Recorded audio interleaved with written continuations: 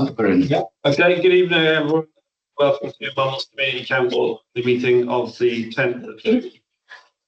Apologies for absence, please, yes? Yeah, it's the one. Councillor Nelson, Chair. Thank you. Any declarations of interest from anyone regarding anything on the agenda? I think I'll restate my declaration of interest in knowing this year's recipient of the Honour of Mumbles. Okay, thank you. No others, we're moving swiftly on. Oh, yes, Chair, I should say the same. That Okay, I know thanks, the Emma. person who had that as well. Okay, thank you. Okay, number 4, to approve the minutes from the special meeting held on the 27th of May, which are in your packs. Just one thing on the minutes, Sarah.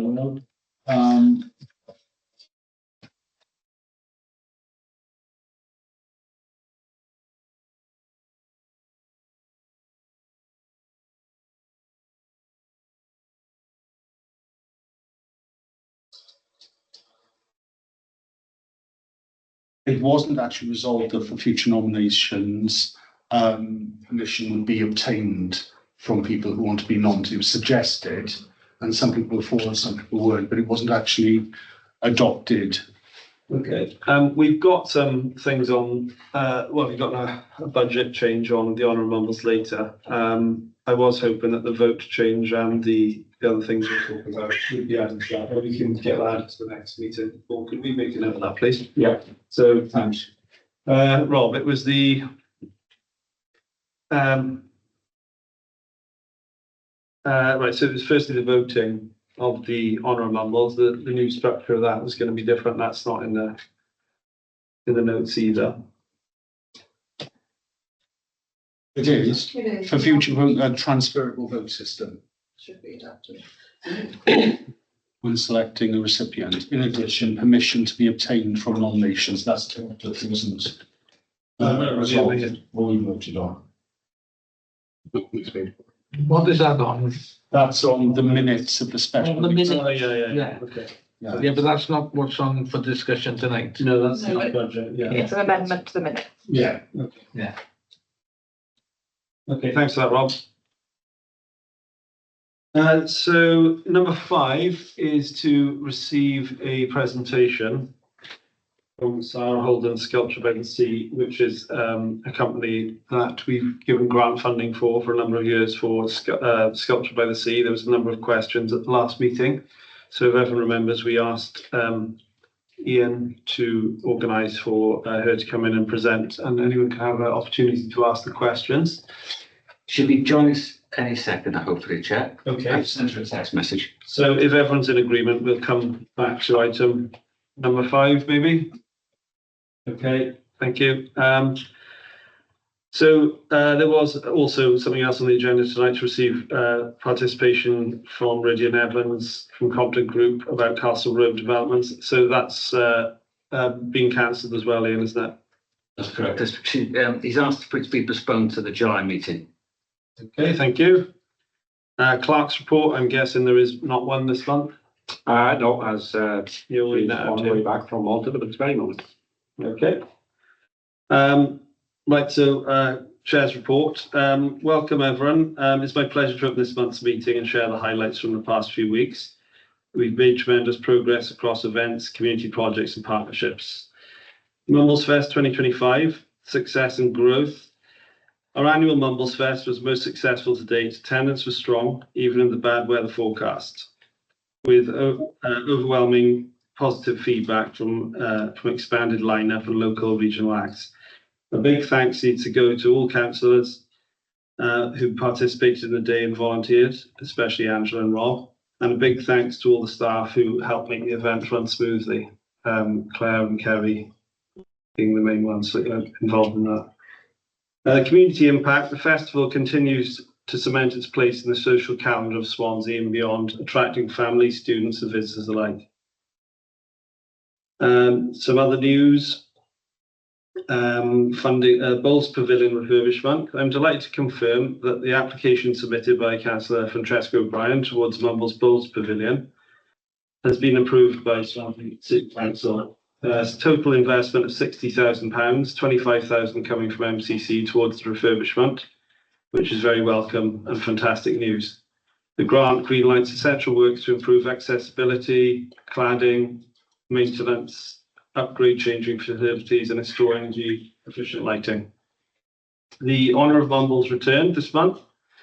We are pleased to welcome back the Honour of Mumbles. This long-standing tradition recognises individuals who have made exceptional contributions to a village life. I would like to congratulate this year's winner, Rachel Matthews, who has been presented with the award at Mumbles Fest last weekend.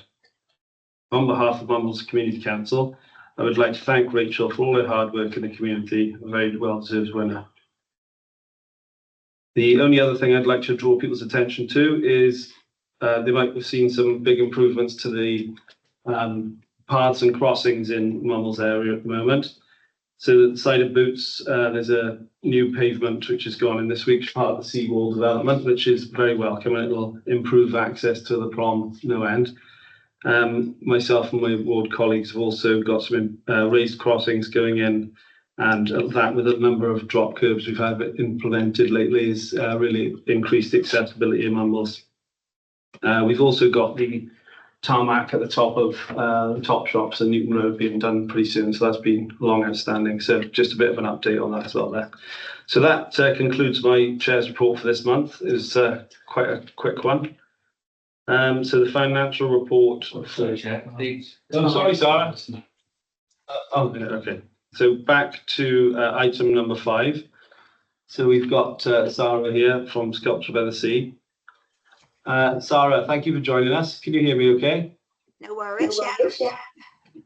Thanks. Thank you for taking the time to meet us this evening, and thanks for all the positive work you've been doing with Sculpture by the Sea. And we've, as you know, we've supported it for a number of years. Yeah. We all very much value the project.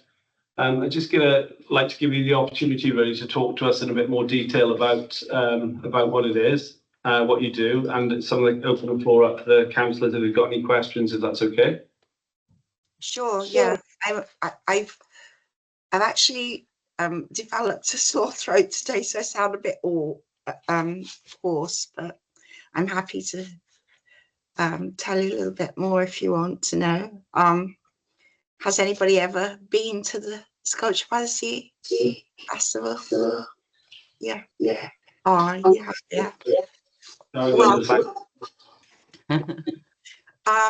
it's basically an artist-led festival that involves teaching people, giving them the opportunity to unravel their own creativity, but also to actually find out a bit more about the wildlife that's on our beaches to help protect and sustain that for future generations. It's for all ages, all cultures. It's an artist-led thing. It's not a creche, people come, or children, all ages come with their parents, and then we hope that the parents actually join in and enjoy it as well. So it seems to have been quite successful because we've been running for 21 years, and it's a very uncommercial event. It's more about using, not taking anything into the beach that's not natural. It's just using the things that we find on the beach, like pebbles, shells, or the sand itself, and creating sculptures based on marine animals to help build empathy with those marine animals and help protect and sustain them. So artists are pretty knowledgeable about all these things, and obviously they've got a good eye for detail, and they want to actually help the children create something that they're going to be really proud of as well. It's just a really nice opportunity. It's not about sort of like spending any money, because it's, we raise all the funding. One of our sponsors was the AONB, but it's now Gower National Landscape. So they've been sponsoring us for 20 years. And, you know, they continue to do that because we're actually hitting the same objectives as what they want to achieve as well. So it educates and inspires people about the marine life that's on the beaches and helps the people to understand that, you know, there's marine life there that needs to be thought of, as well as everybody else having a good time down at that beach. It's about, you know, making space for them as well. And we talk to the kids about the characteristics of those animals, what they look like, what their habitats are, what their food is. So they learn all this, and it's quite exciting stuff for children as well. This year we're also being sponsored by NAB, which is the Amphibian and Reptile Society, and they have got some very rare species that are on Gower and so on, as well as on Swansea Bay. And they want to, you know, to sort of like highlight some of these things are really tiny. So it's quite exciting. And kids absolutely love knowing all these details. It's really good for them and really captures their imagination. So I hope that, you know, you can continue to sponsor us for this, because it's a lovely way of using Mumbles beaches. Thanks, Sarah. Thank you for the outline there. I'm just gonna, we obviously had a long chat about this in our last meeting, so I just want to give people the opportunity to ask you questions, if that's okay. So I'm just going to bring in Councillor. Hi Sarah, thanks for coming on. Just because you said it was artist led, and obviously I've not been to one before, and I'm just in my own trying to imagine what it's like. So is it a lesson on the beach? Are you talking about the different marine life and teaching them about the marine life, or are you making marine, you know, out of the sand? Are you using the sand to make sculptures? Because that you didn't talk about that. Yeah, I said we don't take any materials down to the beach. We just use what we find on each beach, and it's amazing because actually each beach has very different materials that are available there. But sand is a main material, and then we use pebbles or shells or things like that, and all these things get left on the beach because obviously we don't want to take them back off the beach either. It's artist led, so it's like drop in. So, you know, people don't want to come for a whole day, but they'll come down, or they might even just be on the beach and they come across us and they think, wow, this is amazing. You know, I'll get involved in this. So a whole family can join in, work with an artist, pick up some tips and techniques of how to make sculpture. It's actually become really popular. I mean, we were the original people who did it, but I see on breakfast this week they actually had some sand sculptures that people were making. So it's obviously, you know, caught on, and a lot of people are interested in doing it and stuff. That's it really. We just, you know, we're using the materials that are on the beach, and you know, if there's litter there, we'll say to people, yeah, sorry. Thanks, Sarah. Okay, thank you. So just going to open the floor to anyone else want to ask any questions. I've got some if no one else has. Okay. I'll ask a couple of awkward ones because no one else seems to want to. Firstly, I'm sure that a lot of this information is in the grant application that you've already filled in, but obviously this is recorded. This is recorded as well, so it gives the public the opportunity to get this information. So sorry if we're asking you this twice, but if you could just answer them as, you know, fairly sharply. Is the event free to anyone who participates, and how do they apply? Yeah. Sorry, what did you want me to say? So, yeah, is the event free for people, and how do they apply? How do you mean? The artists? No, if someone wants to come to the event. Oh yeah, well we advertise it. The council help us to advertise it. We advertise it in other places, and the people who get involved in the sponsorship of it as well, I think they put our poster up and, you know, try to get the word out that we're running this. Yeah, I mean, anybody can join in. We don't discriminate in any way, you know. We just invite anybody, any age, you know. I mean, a lot of people come down with their kids and they say, oh, it's just for the kids, but then you find that they're actually getting involved as well themselves, because it's quite a sort of mindful activity to do. It's quite enjoyable. It's really interesting thing, you know. So as I said, for all ages, you're all welcome to come. Is it limited only to people in the Mumbles Community Council area? Because obviously we are one of the large funders here, and we've got obviously the way taxpayers' money works in community councils is obviously just the people inside our constituency pay towards that. So we've got to be mindful with that sort of that money. So how do you monitor who's coming and the percentage of them? What percentage? Do you record that, or can you record that, of the percentage of people coming from within the Mumbles area? Well, I would say that, you know, there is a large number of Mumbles people that do come. You can't really start asking people about you know, where they're from, because you think that they think you're discriminating against them. But yeah, we record the numbers. We get people signed in at the beginning, you know, so we know the numbers that we've given to you are pretty accurate. Also, there has been in previous years some pre-festival workshops that we run for all the Mumbles schools, as you know, and obviously we market to them as well, particularly that this is something that they can do in the holidays, come along with their families. Question on the schools, actually, is it every school that you go around to, or is it all? We usually do all the 7 Mumbles schools, yeah, with your funding. Okay, thank you. One other thing. So you applied for a grant of 3,350. Yeah.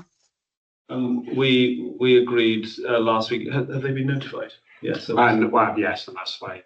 Yeah, of course. Yeah.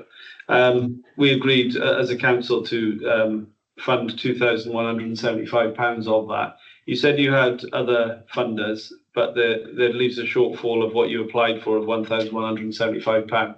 Can you let us know how that would affect the event?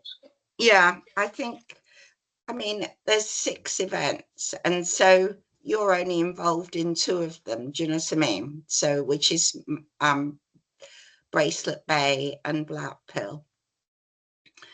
But I think, in view of the lateness of all of this, because obviously it takes quite a time to organise and, you know, plan it all, that we won't run the schools work and the shortfall. That'll mean that we can't run the schools workshops this year. But we definitely will still be able to run the 2 events at Bracelet Bay and Blackpill Beach. And I will let all those schools know that we normally work with, that this is the event instead that they'll be able to come to in the holidays with their families. Could you elaborate on the two events? You said there's 6, but we're only involved in 2. Could you just elaborate on that, please? Yeah. Basically, we run for 6 days. So we run at Caswell, Oxwich, Port Erin, Rosilly, and then the other 2 events are at Bracelet Bay and Blackpill. So those are the 2 events that your money goes towards, not any of the others.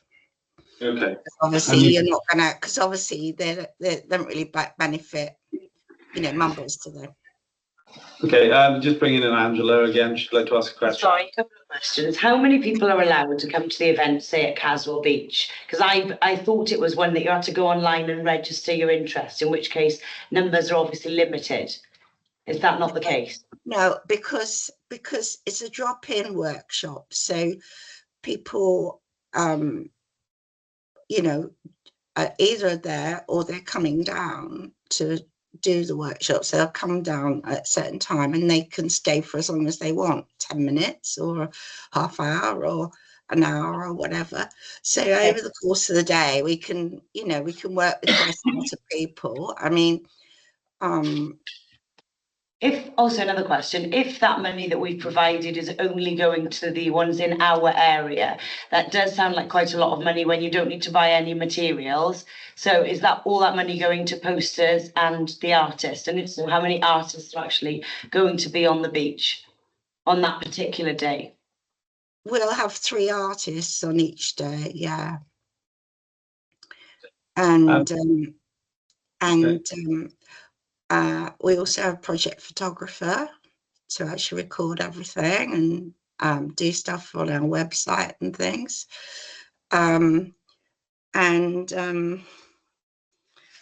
Other money goes towards public liability insurance, beach location hire. So just to go, so that's 3 artists and a photographer for your social media presence and the public liability, and that obviously comes And from our you. website, yeah. Yeah, and our website, yeah. Yeah, I'm just gonna bring in Rebecca, who wants to ask a question as well. Yeah, Sure. just neatness, Sarah. Thanks so much for giving us some more information on the event.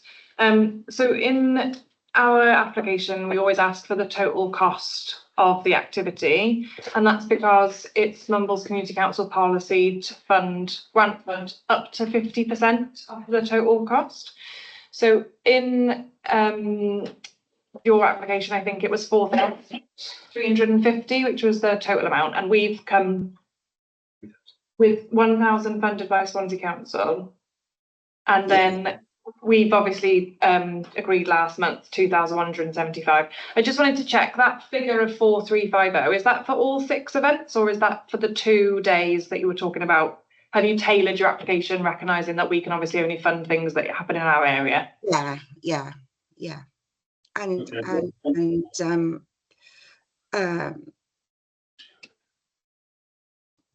I think that's it. I've got funding from the AONB to match fund what you've got, which I said was £1,000, and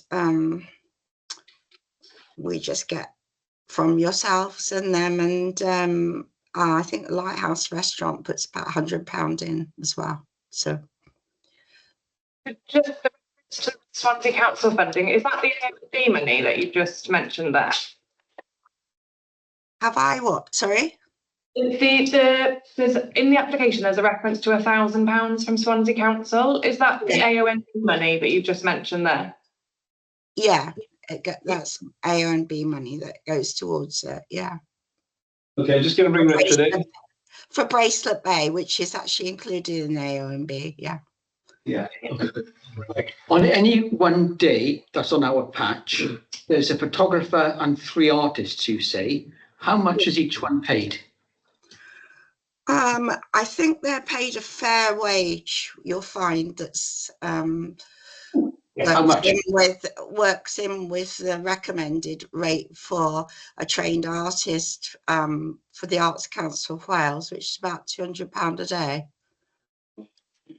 So they're paid, you say you would. Little slots into commercially sensitive for them, maybe. No. No, I think it would be.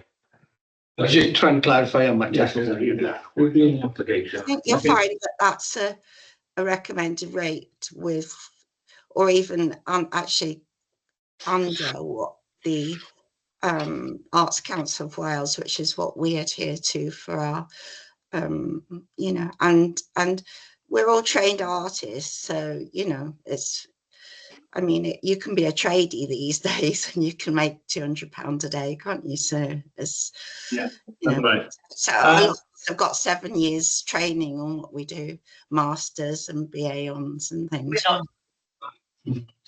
Okay, Sarah, thank you very much. I don't think if there's any more, no more questions from anyone inside the council. So we will have to put this on the agenda for next month to discuss it further to see if we Hang on a minute. Could I just say, I've been waiting, you know, for 9 months for you to come back to me on this, and I have to organise all this. We've had to contact the council and book all the beaches and everything, which we've had to do because we have to work in advance. We can't just, like, you know, pull it out the bag and be there. We have to organise and advertise it all. So really, I need to, you know, if you could just say to me now, you know, have we got this funding, the 2,000? The 2,175 has been agreed by council. Yes, that's correct. Yeah, that has been agreed. It's the shortfall that you're here asking for tonight is what will have to be discussed next month. I've just explained to you that we won't probably be able to run the schools workshops now for this year, because unless I do it in September or something, because you know, schools have a program of events. You can't just roll in and say to them, look, you know, we want to take your kids out. It all needs planning.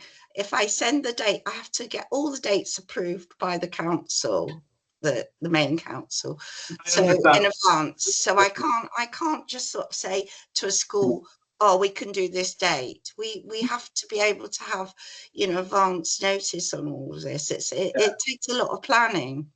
I understand your frustration, and on behalf of the council, I apologise because it has gone on for a long time this year. As you know, it is usually quick, but we've had a number of internal issues this year with staffing and things. So apologies. I'm not trying to be difficult. It's just I'm trying to explain that, you know, we have all our health and safety things we have to go through just like anybody else, you know, risk assessments, all of this we have to do. And, you know, we do need to be able to plan it in advance. I'm taking your point. Yeah, we'll take your point. I've just got 2 more questions that we'll ask very quickly if we can, and then we'll try and move forward. Rebecca? Yeah, that's just a suggestion, really. As you mentioned, Sarah, it's been running for 21 years, which is really impressive length of time. With other things where we know they're going to happen year on year on year, we set up 3-year grant funding agreements now. And I just wonder whether that would help you plan for future years, Sarah. So we actually, instead of looking at this in July for a shortfall that actually you can't necessarily spend this year anyway, how about we meet in the autumn to discuss a 3-year plan? That means you've got funding security, and we know then what we're also asking for, you know, for that funding to be released. That sounds like a good idea. I think we can. We'll note that and come back. Ange, nice. Ange, do you want to ask something, or are you right? It was only because there's a shortfall of £1,000, wasn't it? And that means now the 7 schools are not going to have a workshop. I mean, that's quite good value, 7 schools to have a workshop for £1,007. We can't talk about that tonight, unfortunately, because it's not on the agenda, so we'd have to bring it up to next month. They do really enjoy it. I mean, the thing is that kids, you know, schools want to do outdoor education. They want to have these things. We've got fantastic resources in Swansea for that. And, you know, it's a fantastic opportunity. A lot of kids don't even go to the beach, you know. I know it sounds crazy, but they don't. And they certainly don't go and spend time in a creative way and learning about different species and things like that. So, you know, it would be a shame, but I think if we can just go with what you've allocated, you know, for the festivals, that would be fantastic. And then, as you said, we could maybe meet up again in, you know, in September and have a chat. We've got one last question from Rob. He just wants to come in and ask something. Hi, Sarah. Thanks for coming in. I was just wondering, because it's a shame for the children to miss out, whether there was any way you could prioritise the workshops above the events on the beach for the schools. No, not this side of the thing is if I contact the schools now, they probably won't be able to accommodate us because they've already set up all their dates. You know, normally I'm contacting them. You let me know in sort of April time, and then I can contact them ready for the summer term, you know. But now they're not going to be able to do that because they've already, you know, they've got sports days, they've got an awful lot of things to fit in now. They may have even made other arrangements to do summer outings because they're not going to come and do this. So I think we'll have to go with the festival dates now. And then, as she said, what we can do is in September, we can look at, you know, maybe doing those dates. I mean, it's still warm in September. You can get out on the beach then and do things. And, you know, it would be fine to do it then as well, if that would be okay. That's great. Yeah, thanks very much for coming in, and thanks for your time. So obviously we have approved that, and we'll be in touch about the future. Very Then. much. Yeah, that's great. Thank you. So we know where we're going. Thank you. Enjoy the rest of your meeting. Thank you so much. Okay, thank you. Bye. Thank you. Bye. Okay. Right, we're going to move swiftly on to the financial report from June 25. Recommended that the payments be made by the RFO for May 2025 be retrospectively approved. So they're in your packs. Has anyone got any questions on them? No. Okay. Number 10, to accept Helen Nelson's decision to step down as Underhill Workings Group and appoint a new replacement. Can we vote on adding someone new into that now, Paul? We can. Okay, so do we have any nominations? I'll not, if you have, I have discussed with Martin. He's keen to do it, so I'll nominate Martin. I don't know if okay. I nominate Laura. You can nominate Laura, yes. So Laura and Martin, you need a seconder for Francesca and Laura. There you go. So I suppose we have a vote, do we? So just so people know, it's quite both of you know there's quite a lot going on, obviously with Underhill. Meetings are usually in the daytime, sometimes up to once a week, but you know in theory you could join online or. But just so you know what it is that we're working on. Clarify, is to put both of them onto it. No, I think it's one position to the three. I don't see why not. Who is on them? Me and Carrie. Oh, it might be in the terms. Carrie, you'll know this. In the terms of reference for the Underhill MCA working group, is it 3 councillors or is it? It is 3 MCA, 3 MCC. Yeah, it is numbered. Yeah. It involves a lot of data stuff. I didn't realise. It does tend to be in the day. Yeah, a lot of daytime stuff. This is where we have to stand down, basically. Right.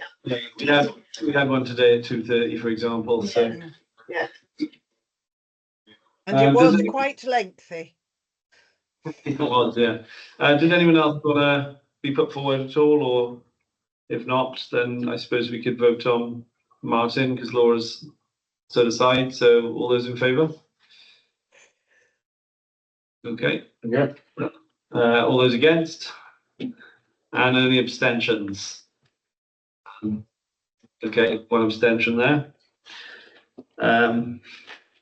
Okay. Number 11, to appoint Trevor Carr as a member of the Ostream Centre Working Group.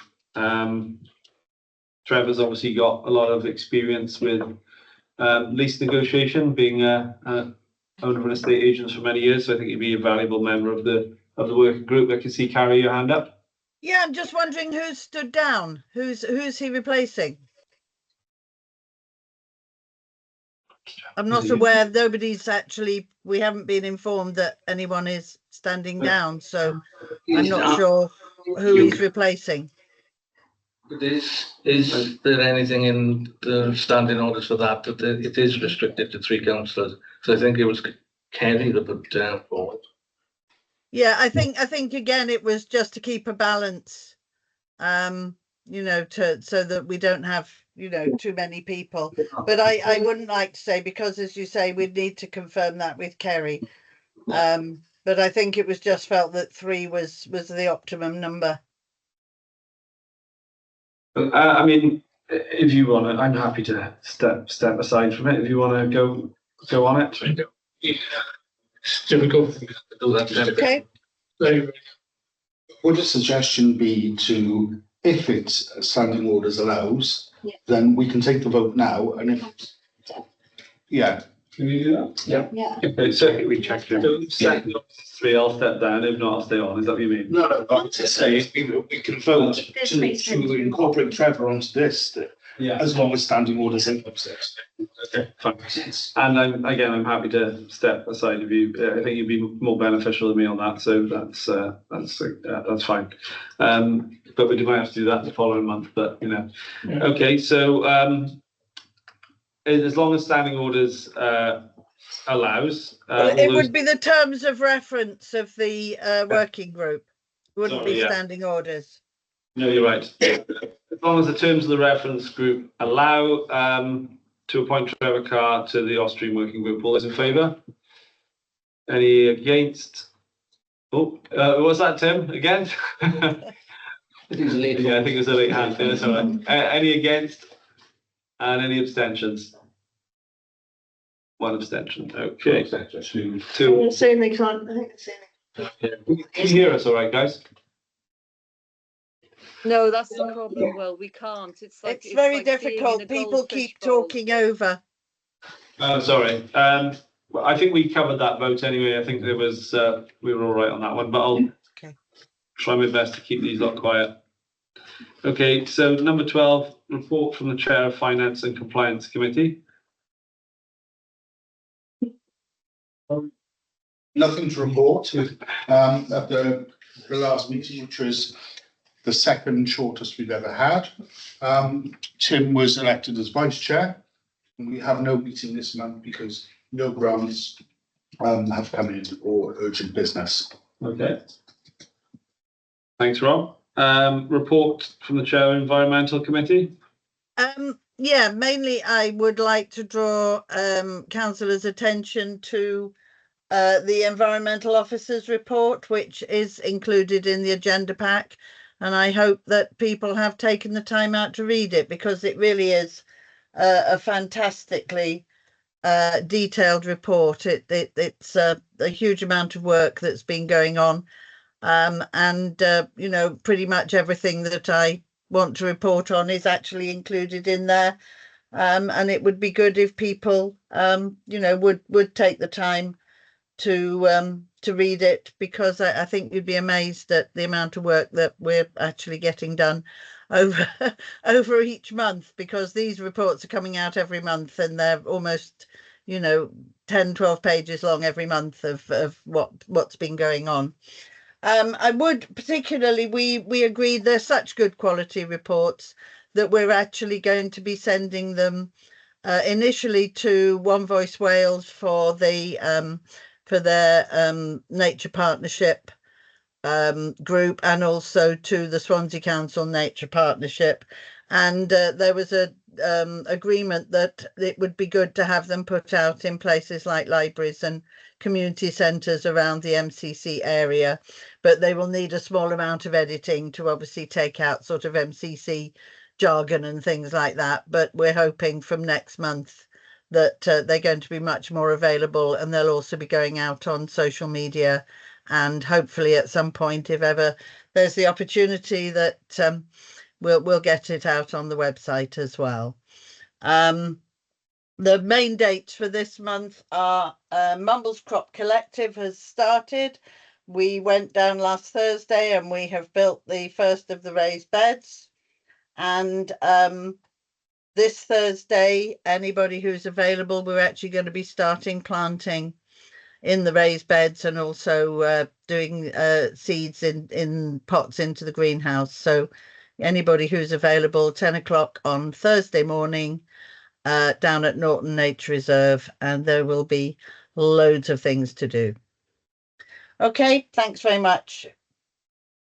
Oh, sorry, just one more thing. A reminder, we do have the litter picking hub now. We are not organising, as we did previously, the monthly litter picks because we don't feel that they are really achieving the purpose that they were originally set up for.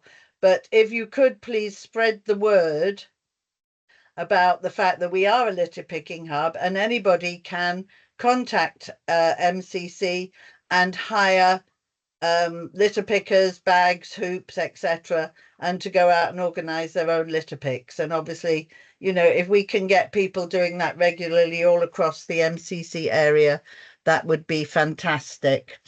I'm remembering now these things. Sorry, it's had a bit of a hectic few days. Buzz and Bloom. I'm not sure whether Rob's been able to get them done, but we should have some cards which can be put through people's doors saying we love your garden and we would love to see you put it forward for the Buzz and Bloom competition. So hopefully, if they're not available in the office tonight, councillors will pick up half a dozen each, ideally, and go around their local area. You know your area as well. You know which are the lovely gardens, whether it's for wildlife, for growing food, or for, you know, the curb appeal of being a beautiful garden. And please, you know, knock on their doors if you haven't got the cards, and just say to them, you know, we would love to see your garden being put in for the Buzz and Bloom competition. So please do try and, you know, get round. If everybody gets round half a dozen houses in their local area, then, you know, we'll have a fantastic response to the competition. Okay, that's great. Thanks. I'll be putting one. Thanks. Thanks. I'll be putting one through Councillor Ian Scott's. Allotments are also included. Okay. Just a question from Rebecca firstly, please. It's not a question, it's a last minute date to add to Carrie's list, which is Monday afternoon, come in, so the 16th of June, 1:30 till 3:30. We're going to be doing community weeding as part of the Bee Friendly Streets project. So West Ross and Males have opted out of a lot of chemical weed killer, but obviously that means there's a little bit more greenery around, and yeah, we'll be working with some of our volunteers. If you'd like to come along outside St David's Primary, we're meeting at 1:30 on Monday. Thank you very much for the invite. So we are. Martin has a next question or comment. Yeah, it's just a question, really, it's a resource question. If these are going out into the libraries and elsewhere in the community, where's the funding coming from for that? Sorry, the funding for what? For these reports going out into the community? Well, they'll just be printed in the office. It's only, we were talking about what? Half a dozen to go out to, you know, we have one library, we have about 4 or 5 community centres, so it's not going to be a huge expense. Other than that, they will be going out electronically, which costs nothing. No, it costs nothing for it to go out electronically, but that's what I'm asking really, is how many copies are we talking about, and where are the resources coming from that, and you know, what sort of figure money are we talking about for that? As you sort of said, if it's nominal, okay, it's nominal. That's what I'm asking. Nominal. That's what I'm asking. Okay, great. We just have nominal then, and we move on. Sarah, have you? Sorry, you finished. Yeah. It was just something else about the Buzz and Bloom. If you are picking gardens, please think that it is about biodiversity and about pollinators, because I know some gardens you can go past and there's flowers, but there's nothing really for the bees at all. So yeah, thanks. Okay. Listen out for the buzz as you go past. Right, okay, that's the tip. Right, moving on to report from the Chair of Culture and Tourism. I'm gutted I don't have a glossy magazine. It does look good, Carrie. Thank you. Nothing major to report, just mainly thank you to Claire, to Paul, to all the officers. I'm going to miss somebody out, so everybody, all the volunteers who helped at Mumbles Fest. Yeah, I thought it was a really good success. I asked you on the walk down here, didn't I? What did you think of it this year? I said I thought it was the best one yet. I did say that. Into them all, and I did think the lineup was brilliant. It was really good. So yeah, and I think what was really helpful is we had the extra marquee, we had the extra picnic benches. Becky were there too, weren't you? I mean, lovely. Really, little showers. We thought it was going to be worse than it was. But yeah, don't think anything really went wrong. Thank God. It was really good. That's all it was. So, will you be doing like a debrief document for everyone to have a read of, or is there any plans to do that? Yeah, we'll chat about it in the meeting on Wednesday. That'd be good if we could see a can little see that, section, yeah. one page or something. That'd be good. Yeah. Does anyone have any questions at all? Oh, sorry, Carrie. Yeah, carry on. There we are. Something actually that only sort of reminded me when there was questions being asked about the sculpture by the sea. In fact, by yourself. What monitoring do we do for Mumbles Fest to see how many of the people who go to Mumbles Fest are actually MCC residents? You know, on the same basis, really, you know, that they're the ones paying for it. Do we know roughly what the percentage is of residents versus non-residents? Good question. Sorry, see, people do pay to get in anyway, even though it's obviously subsidised. When they're buying the tickets online, they have to give their address and postcode, so you can see the data from Claire. But that would be everyone that's obviously bought online. Right. You won't get their addresses when they came in, will you? That's good. Be a bit creepy. Okay, so we will get that in the debrief report anyway, at least for the online. I mean, I don't know whether I'm going to share everyone's addresses and postcodes. No, but- just how many are within the MCC area. I can find that for you, yeah. Thanks very much. Okay, no other questions. Yeah. Sorry, Sarah, I didn't miss your hand there. Okay. Yeah, I just wanted to ask, follow up on that one. Do they get a reduced rate because they live locally? Because they have paid the tax in already, so it would make sense if they paid a bit less, especially if you've got the opportunity when they're booking that they're giving a local address. That. Yeah, go on.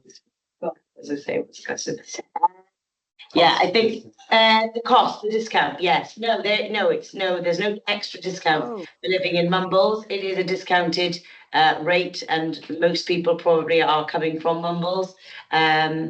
So whether or not people came from further afield also, looking at the numbers that were there, I wouldn't say too many people came from further afield the weekend. Okay.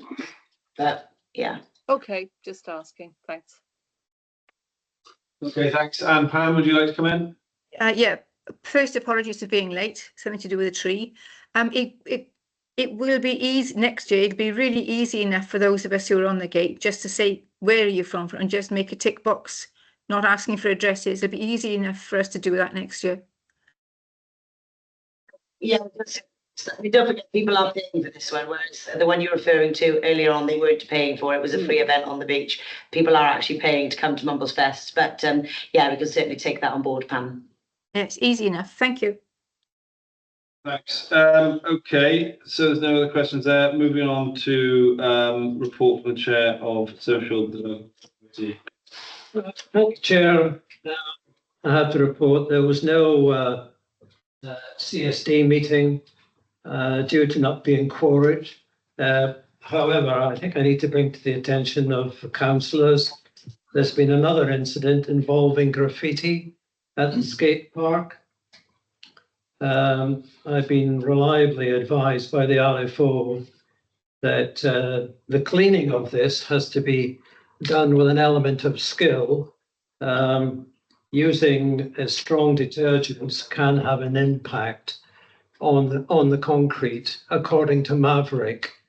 The RFO is going to look into the cost with City Council to have this dealt with. The sooner it's done, the better, really. If it's left just unattended to, I think will exacerbate the problem, and other people will want to join in on it. So disappointing. This is, I think, the second, if not the third occasion that it's happened. The other thing is the incident involving vandalism in Castle Road and Waverley Drive. A number of cars were keyed and some tires were slashed. I've spoken with Alexander Dunbar, the PCSO, about both of the matters. Patrick Dunbar, yeah. And he's been looking into them. I've heard no more back from him. So I think it's important we keep a record of these sorts of incidents. And if nothing else, you know, maybe in the future, it'll add to the use of CCTV, that sort of thing. Okay. Thanks, Ian. I understand. I spoke to the clerk as well before she went away, and she said that the Langland tennis courts, the basketball court, sorry, that we're looking at, that to redo the surface, Paul, you probably know this, there's a SUDS fee, a fee for a SUDS application of £12,000. Yep. So I have asked Swansea Council if they can waive it because it's already a tarmac court, but they said that their hands were tied and it's Welsh Government policy. So £12,000 for a SUDS application just to put a new surface down on what's an existing tarmac, crazy. But anyway, I'm sure you'll, if you could look at that on your next agenda, Yeah. we'll make a decision one way or the other. Anyway, Yes. I mean, it's again one of our key sites that we've invested a lot into, and I'm just glad I thought basketball was such a great idea there. Moving on to hello, sorry Pam, yeah, carry on. I gave my apologies for the community meeting because I was in France weeks and weeks ago. So somebody could just check that it was there. And I told you in advance that I wouldn't be attending because I was away. I'd be grateful. Thank you. Okay. Moving on, committee recommendations. To consider the recommendation to council made by committees in April meetings. There are none. They went to the special and the other two didn't. The one that didn't take place. That's great. Thank you. Right, number 17, Honour of Mumbles Award. To consider recommendations made the attached report. So the attached report is well, it's the summary, the background, and the cost. So basically, this is the cost to approve. One, you might be able to see one of these sort of squirrel things is a lot more expensive than we thought. So to approve the increase the original budget to £500.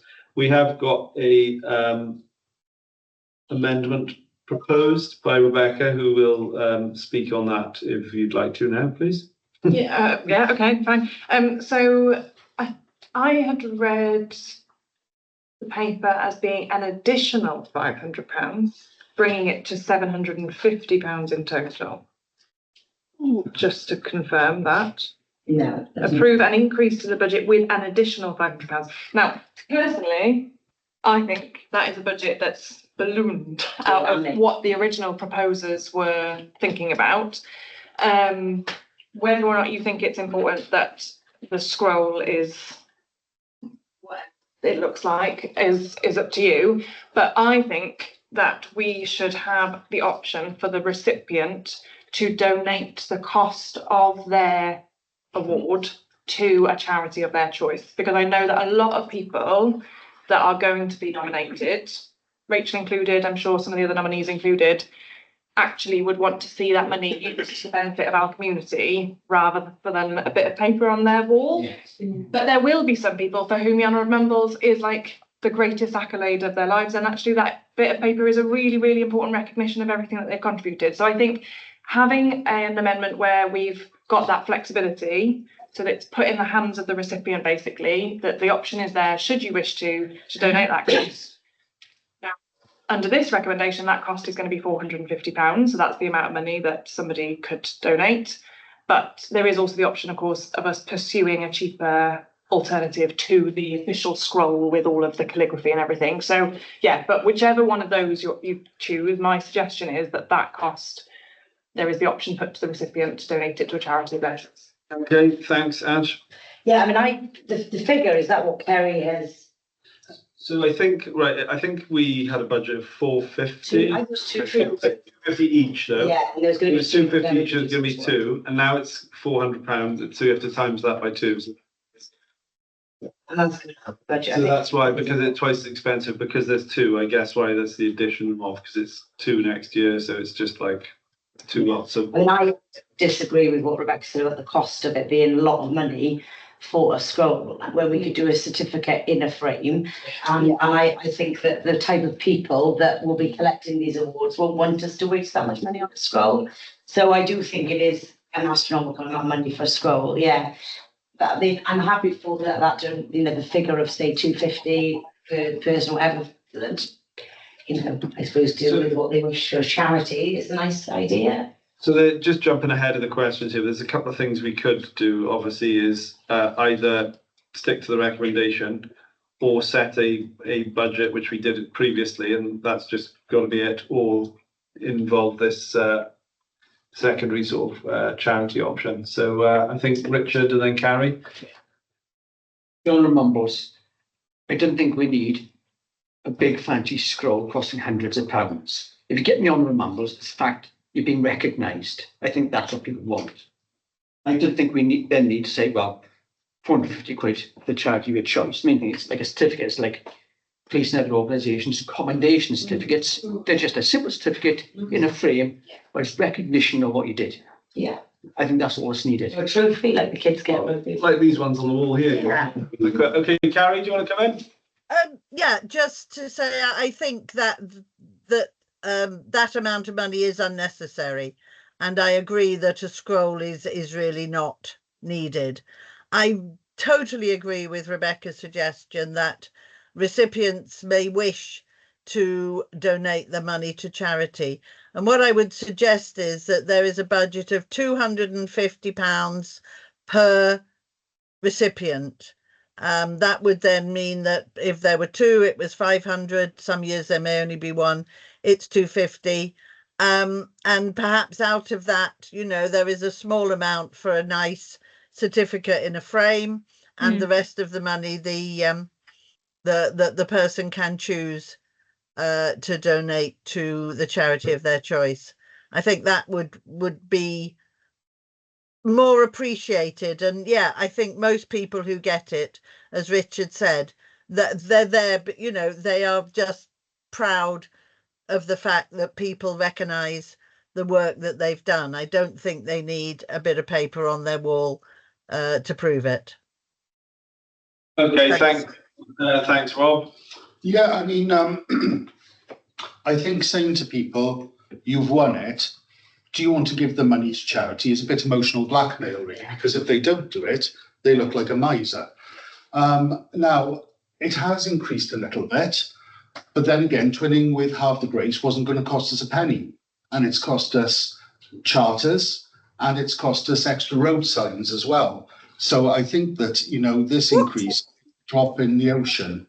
Now, one alternative might be to give or have made for each winner, which wouldn't cost, I don't think, much more than £150 maximum, a jewel of some sort of badge for the Honour of Mumbles. That might be an option we could give. But, you know, a certificate doesn't cost a lot to have something to commemorate. And, you know, yeah, maybe they won't want something like that on the wall, which costs a lot of money, but it's nice for them to have something they can put up in their home. Just say, oh, you know, I'm proud of achieving this. Okay, thanks, Rob. So,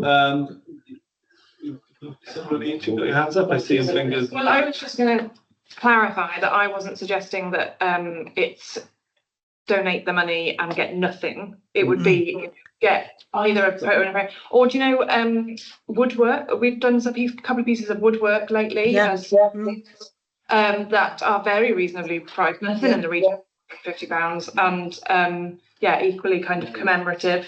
Yeah, so it was more, if council was minded to go down the route of being desperate for a scroll, because that's the tradition, my amendment was that recipients should have the choice to not receive that because it is an astronomical amount. Ange, do you want to? Yeah, maybe we could amend it slightly so that there was just, I know we originally agreed it was 250 per winner. I don't even think it needs to even be that much. I think if the people that are winning these awards are just doing it because they want to do it, they're very grateful that they've won.